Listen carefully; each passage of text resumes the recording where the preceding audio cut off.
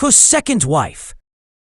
Chapter 1. A New Beginning. My name is Anna Miller. I live in a small town in Ohio. I am 32 years old, and I work as a nurse at the community hospital. 2 years ago, my life changed in a big way. I married a man named David Brown. David is older than me.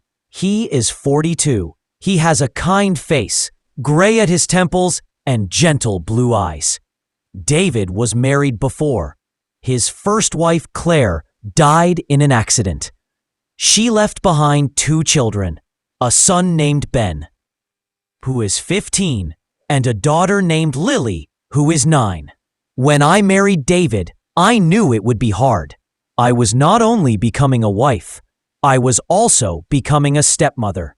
Many people in town said it would be difficult, but I loved David, and I wanted to help the children. The first morning after I moved into their house, everything felt strange. The house was large and full of memories. There were family photos on the walls. Pictures of Claire, smiling, holding baby Lily, standing next to David. I looked at the photos and felt nervous. I knew I could never replace her. But I hoped I could bring peace and care to this family.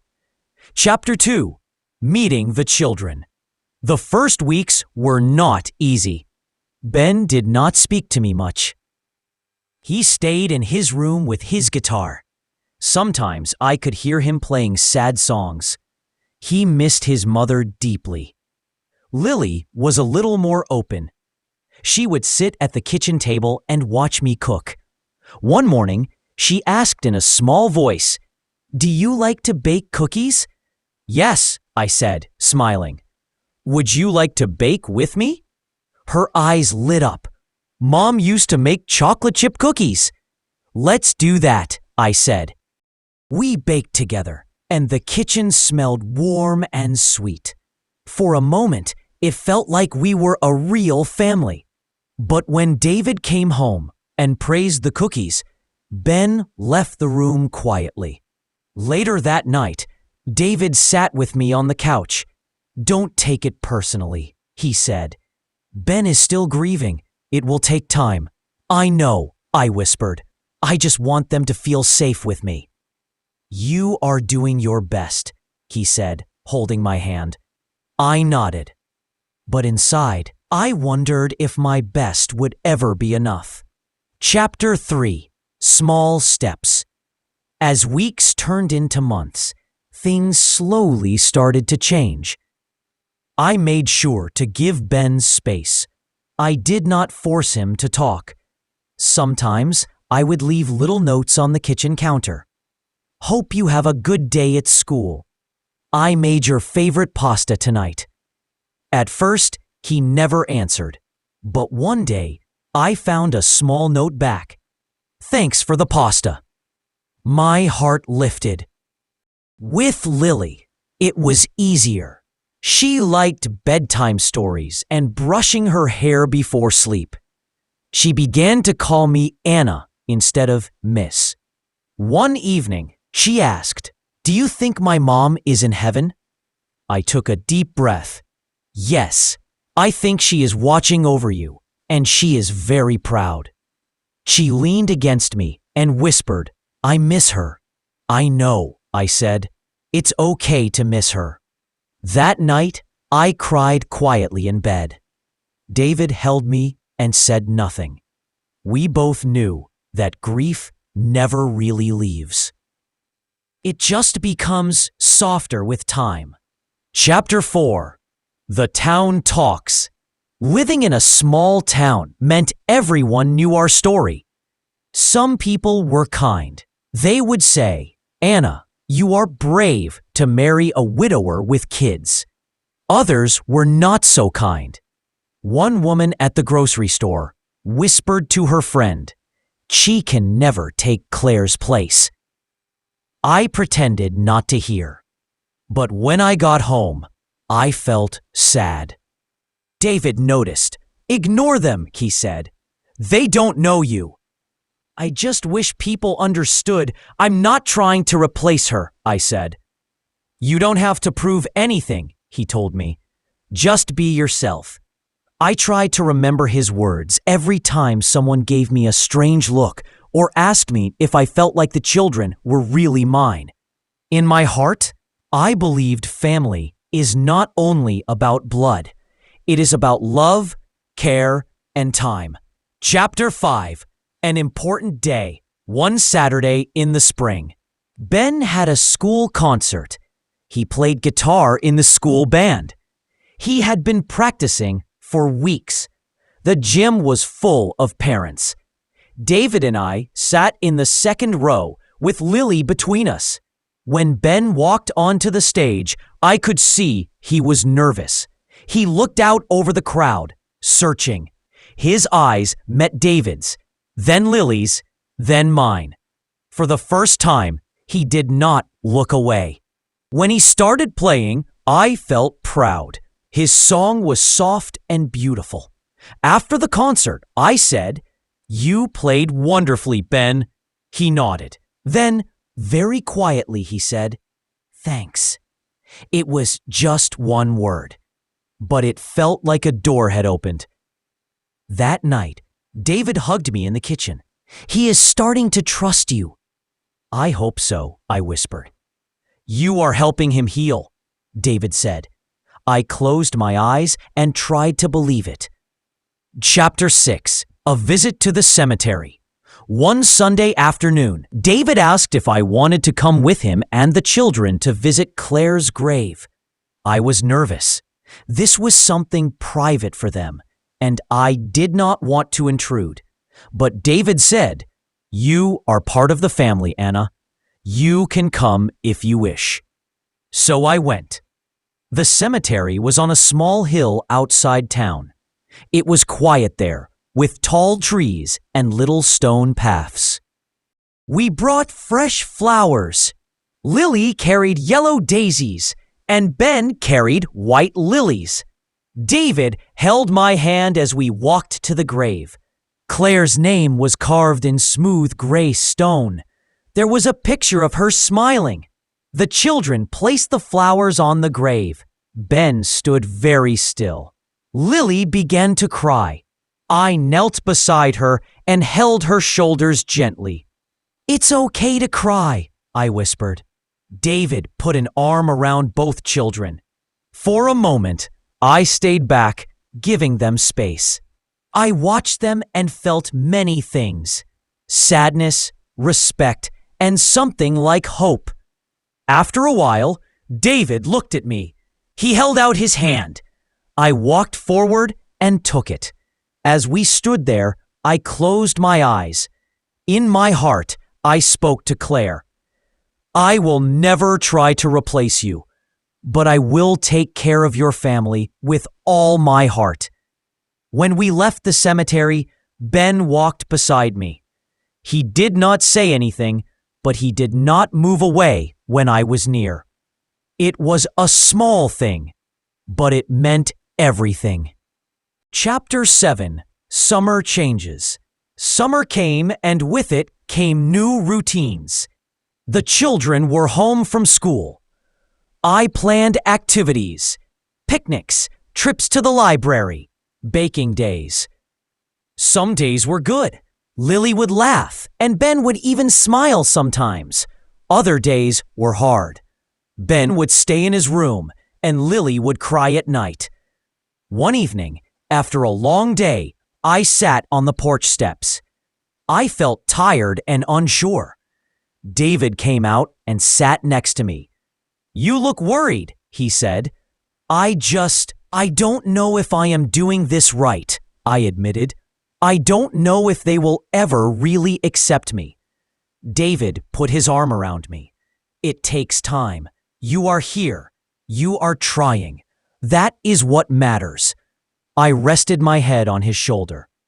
"I love them," I whispered. "Even when it is hard." "I know," he said softly, "and they will see that. They already do." That night, I slept more peacefully. Chapter 8. A small step forward. One morning in July, Lily knocked on my bedroom door. "Anna?" she called softly. "Yes, honey." "Can you braid my hair today, like my mom used to?" My heart tightened. "Yes," I said, smiling gently. "Come here." She climbed onto the stool, and I brushed her long brown hair. As I braided it, she watched me in the mirror. "You braid it almost the same," she said. "I'm glad," I said. After I tied the ribbon, she turned and hugged me around the waist. "Thank you," she whispered. "You're welcome," I said. Later that day, Ben came downstairs while I was folding laundry. He stood in the doorway, looking shy. "Anna," he said. "Yes, Ben? Can you help me with my science project later?" I tried not to show how surprised I was. "Of course," I said calmly. "Just tell me when." "Okay," he said, and he walked away. I sat down on the couch and covered my face with my hands. For the first time, I felt real hope that we could become a family. Chapter 9. The Question. In September, as school started again, Lily and Ben grew busier. There were soccer practices, homework, and early mornings. One evening after dinner, Lily stayed behind in the kitchen while Ben went to his room. "Anna?" she asked. "Yes?" "Is it okay if I call you Mom?"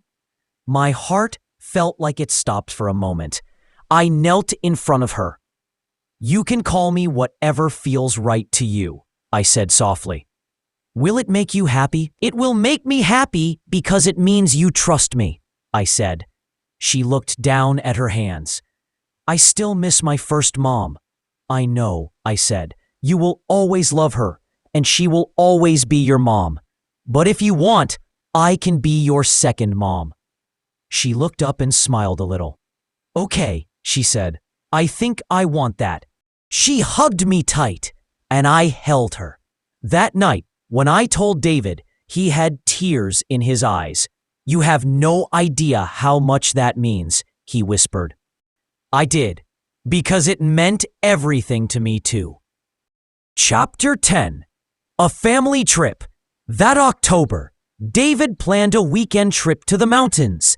It would be the first trip we took as a family.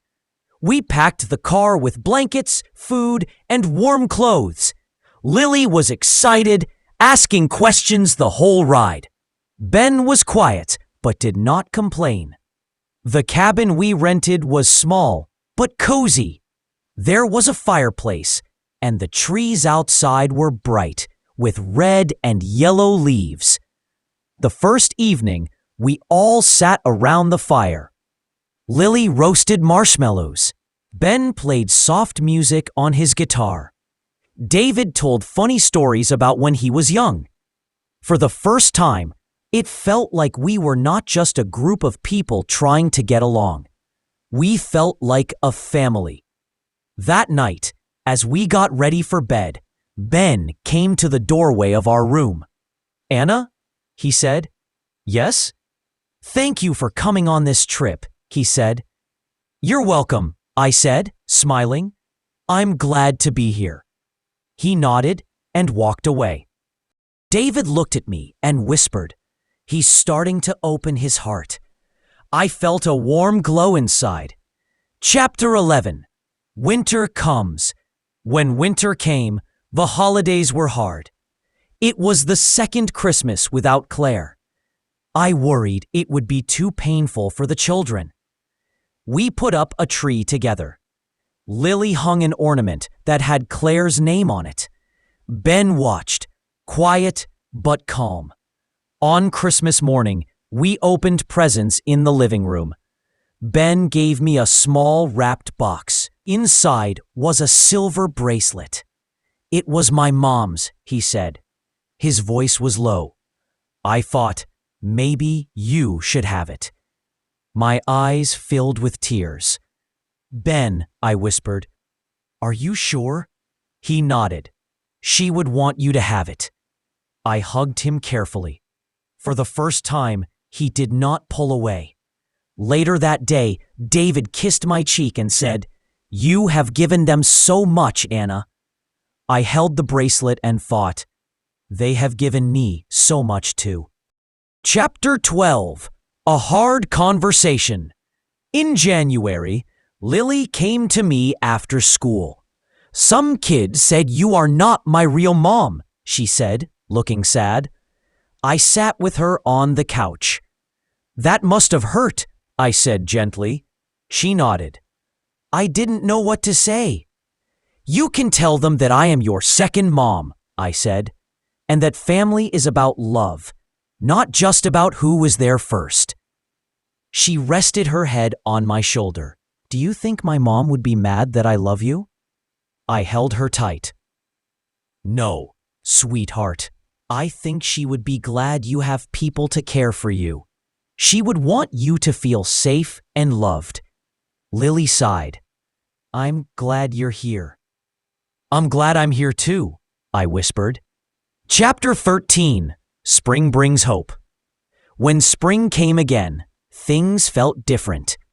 Ben talked to me more. Lily started calling me Mom sometimes. At dinner one evening, Ben said, "I signed up for the talent show. Will you come watch?" "Of course," I said, trying not to look too surprised. "I want you there," he added quietly. David smiled at me across the table. Later that night, I sat alone in the living room. I thought about the first day I moved in, when everything felt cold and hard. Now, the house felt warm, full of life and hope. Chapter 14. The Talent Show. The night of the talent show, the school gym was crowded. Ben walked onto the stage with his guitar. Before he started playing, he looked out into the audience. His eyes found mine. He gave a small nod. I smiled and nodded back. He played a song he wrote himself. The melody was soft and full of feeling. When he finished, the crowd clapped loudly. As he left the stage, he walked straight to us. "Did you like it?" he asked. "It was beautiful," I said honestly. "You have so much talent." He smiled, really smiled. In that moment, I felt like his mom, not just his father's wife. Chapter 15. A New Chapter. One evening in June, I was reading on the porch when David came to sit with me. "You know," he said, taking my hand, "when Claire passed, I didn't think I could ever feel happiness again." I looked at him, listening. "But you brought light back into this house," he continued. "You made us a family again." I felt tears in my eyes. "I didn't do it alone," I whispered. "You and the kids let me in." He kissed my forehead. "I love you." "I love you too," I said. Inside, Lily and Ben were playing a board game. Their laughter floated out the window. I closed my eyes and let the warm evening air fill my lungs. I knew there would still be hard days. Grief never fully goes away. But I also knew we would face it together, and that was enough. Epilogue. The Second Wife. People still called me the second wife. At first, the words hurt. But now I understood that being second did not mean being less. It meant I had come into their story when they needed care. It meant I had built something new on ground that had been broken. It meant I had chosen to love. And in the end, that was the truest thing I had ever done.